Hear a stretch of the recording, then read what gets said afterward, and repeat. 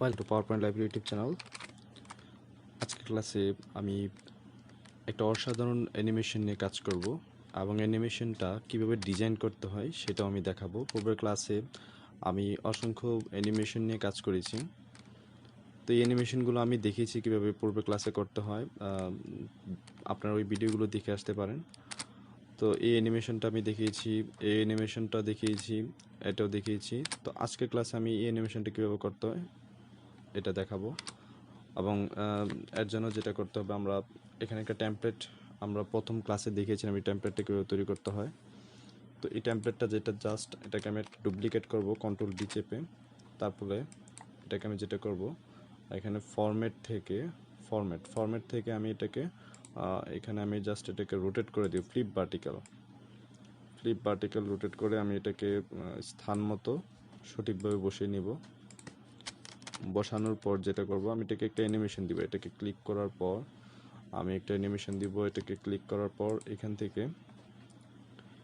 থেকে আমি fly out দিব। তো ফ্লাই আউট যেটা দিব, এখান থেকে আমি টু টপ এটাকে নির্বাচন করব। এখান থেকে আমি দিয়ে দিব উইথ প্রিভিয়াস। এখান থেকে আমি এটাকে 0.4 সেকেন্ড দিয়ে দিব। একইভাবে আমি এটাকে অ্যানিমেশন পেন্টারের মাধ্যমে এটাও দিব। তো এটাকে জাস্ট আমি টু বটম দিয়ে দিব, টু বটম, এবং এটা উইথ প্রিভিয়াসই থাকবে। আমি যদি এখন দেখি এরকম আসতেছে। তো এখানে এটাকে আমি আরেকটা অ্যানিমেশন দিব।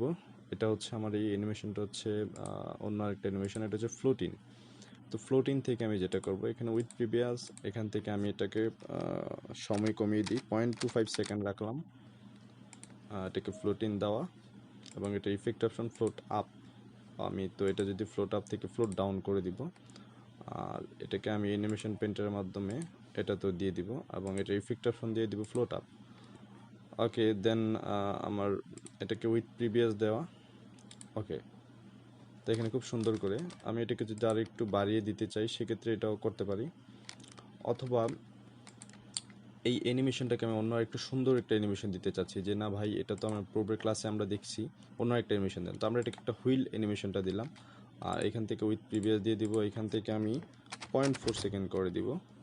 আর এটাকে অন্য আরেকটা দিব, এটাকে আমরা দিব হুইল না দিয়ে, এটাকে আমরা দিব মনে করেন লেখাগুলো যাতে দেখা যায় খুব সুন্দর করে। আর সেজন্য আমরা এখান থেকে বাস কালার যেটা, এটা আমরা নির্বাচন করব। তো এখান থেকে আমরা কালারটা চেঞ্জও করতে পারি। এখান থেকে আমরা উইথ প্রিভিয়াস বা আফটার প্রিভিয়াস দিয়ে দিব। এখান থেকে আমি কালারটা চেঞ্জ করতে চাইলে এখান থেকে কালার চেঞ্জ করতে পারি, যে কোনো একটা কালার। এখান থেকে আমরা মোর কালারে গিয়ে যে কোনো কালার আমরা দিতে পারি, অথবা স্ট্যান্ডার্ড কালার থেকে আমরা দিতে পারি যে কোনো একটা কালার, আপনার পছন্দ মতো যে কোনো একটা কালার। আমি এটা দিলাম আপাতত, এটা ওকে, ফাইন। সো আমি এখন যেটা করব, আমি যদি অ্যানিমেশনটা ওপেন করে দেখুন, খুব সুন্দর করে আমার অ্যানিমেশনটা আসছে। আমি যদি এটাকে আর একটু স্লো করতে চাই সেক্ষেত্রে এটাকে আমি 0.5 সেকেন্ড দিয়ে দিব। ওকে, ফাইন। খুব সুন্দর করে আমার অ্যানিমেশনটা এখানে শো হচ্ছে। তো এই ছিল একটা অ্যানিমেশন। এবার যদি আমরা এই অ্যানিমেশনটাকে অন্য আরেকটা অ্যানিমেশনে কনভার্ট করতে চাই সেক্ষেত্রে, অর্থাৎ এই অ্যানিমেশনটা কীভাবে করা যায় এটা যদি আমরা করতে চাই এই অ্যানিমেশনটার ভিতরে, তো আমরা এখানে হোমে যাব। হোমে যাওয়ার পর এই অ্যানিমেশনটা বানানোর জন্য আমরা একটা শেপ তৈরি করব। এখান থেকে আমরা ইনসার্ট থেকে এখানে শেপে গিয়ে এখানে সার্কেল যে শেপটা এটা নিব, এবং আমরা এই সার্কেল শেপটা আমরা ড্রাগ করে দিব। ড্রাগ করার পর আমরা যেটা করব সেটা হচ্ছে এই যে এতটুকু। ওকে, ফাইন, মেবি এটা খুব ভালো, ইটস লুক গুড। ওকে, তারপর যেটা করব সেটা হচ্ছে আমি এটাকে আর একটু খানিকটা এতটুকু রাখি। আর এটাকে যদি আমি খানিকটা বড় করতে চাই, বা এটাকে যদি আর একটু ছোট করতে চাই, আমি করতে পারি আমার পছন্দ মতো যে কোনো। এখন যেটা করব, এখানে শেপ আউটলাইন থেকে আমি নো আউটলাইন, তারপর এটাকে ডুপ্লিকেট করে নিই কন্ট্রোল ডি। এটা অন্য একটা কালার দিতে পারি, আমি যদি চাই অন্য একটা কালার দিব। ধরুন আমি এটাকে এই কালার দিলাম,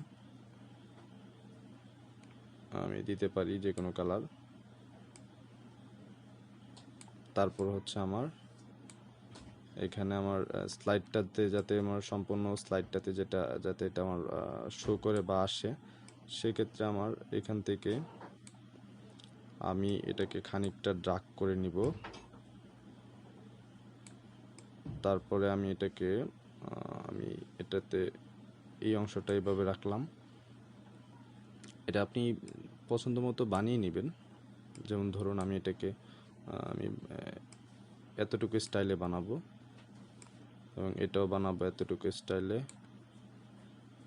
এবং আমি চাচ্ছি যে এটা এই অংশটাতে যাক এবং এটা আরও খানিকটা বড় হোক, একইভাবে এটাও বড় হোক। ইটস রিয়েলি গুড, ইয়া। দেন এটা আমরা যেটা করব সেটা হচ্ছে এইখানে যে অংশটা আমরা এই সার্কেলটাকে আমরা সম্পূর্ণ অংশটা জুড়ে আমরা নিয়ে নিব। ধরুন আমি এই অংশটা জুড়ে নিয়ে নিলাম, অথবা আমরা এটাকে এই অংশটা জুড়ে রেখে দিলাম।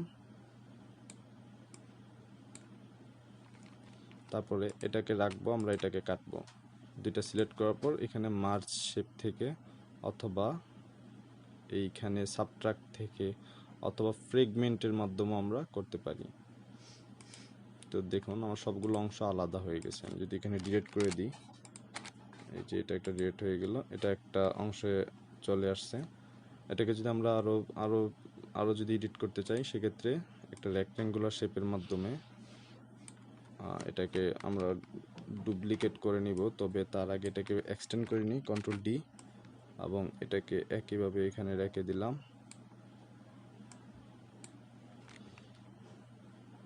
তারপরে হচ্ছে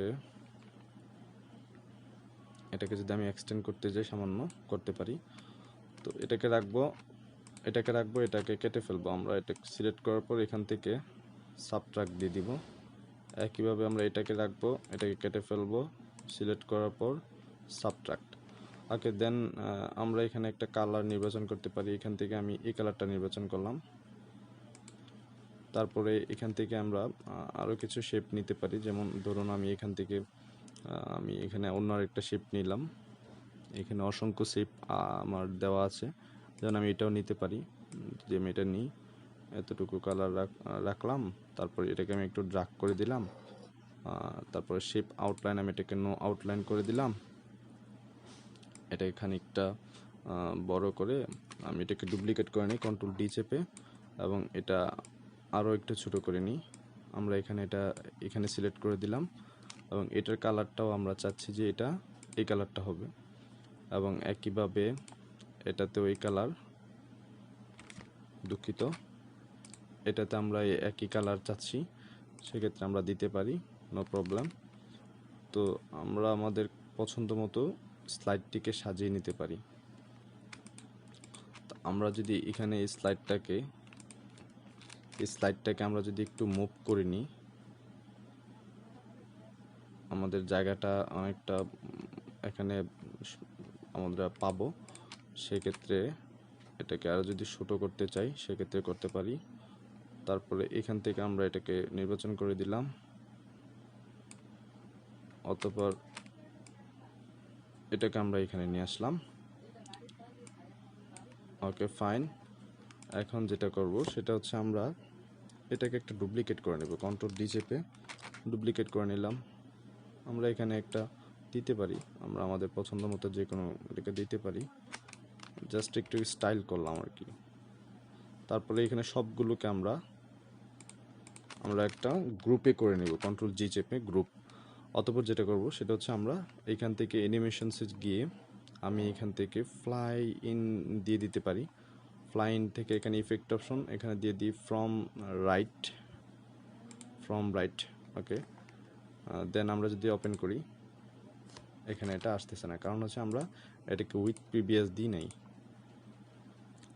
এই যে দেখুন, ওকে, তো এইভাবে আমাদের এটা আসতেছে। কিন্তু এখানে ফ্লাই ইনটা আমরা যদি এখানে দেখি, এখানে এটা এখানে এসেই কিন্তু আমার থেমে যাচ্ছে।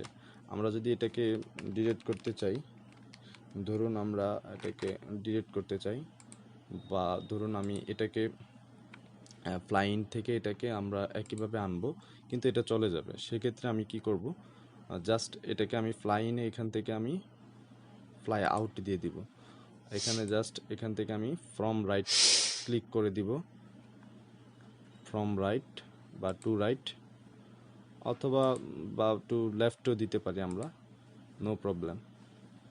তো এইভাবে আমরা যে কোনো একটা স্লাইড আমরা তৈরি করতে পারি, অথবা আমরা এটা ডিলিট করে দিলে পারি, আর এটাকে আমরা আবারও গ্রুপ করলে পারি, এবং এটাকে গ্রুপ করলে পারি, এটাকে গ্রুপ করলে পারি কন্ট্রোল জি চেপে, এবং এখান থেকে আমরা ফ্লাইন দিয়ে আবারও এটাকে আলাদা করে দিতে পারি ফ্রম লেফট অথবা ফ্রম রাইট ইটস বেটার।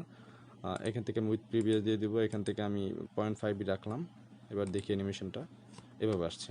তো এইভাবে আপনি যে কোনো স্লাইড আপনি বানিয়ে নিতে পারেন, বা যে কোনো স্লাইড বা অ্যানিমেশন নিয়ে আপনি কাজ করতে পারেন। তো ধন্যবাদ আজকের ক্লাসটি দেখার জন্য। পরবর্তী ক্লাসগুলো দেখার জন্য আপনাকে আমন্ত্রণ করা হলো।